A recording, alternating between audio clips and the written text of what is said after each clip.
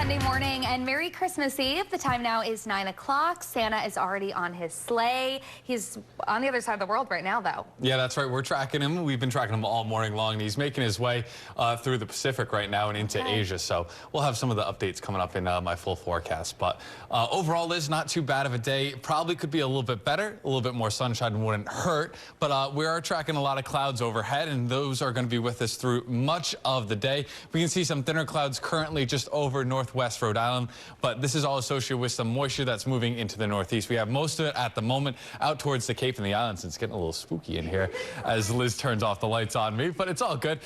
We can see we were dealing with also those patches of mist and drizzle, but those have since kind of tapered off, and we are now just kind of left over with those clouds. Main body of moisture associated with the area of low pressure spinning up towards Albany at the moment. This is going to be sliding its way further east, so as we go through the day, expect more clouds and also that chance for maybe some patchy mist and drizzle. Temperatures a few degrees on either side of 40. 40 are mostly along the south coast right now. We can see 40 in Newport, 41 in Little Compton, and also Wareham. A little bit further inland, you're dealing with those temperatures in the 30s.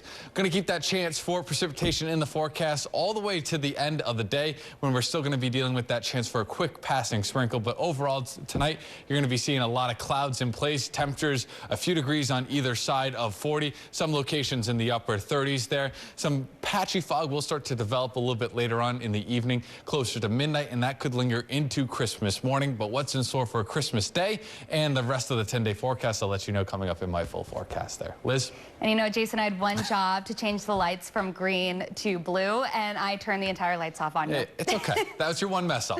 Oh, man. All right. Moving on. Well, breaking overnight.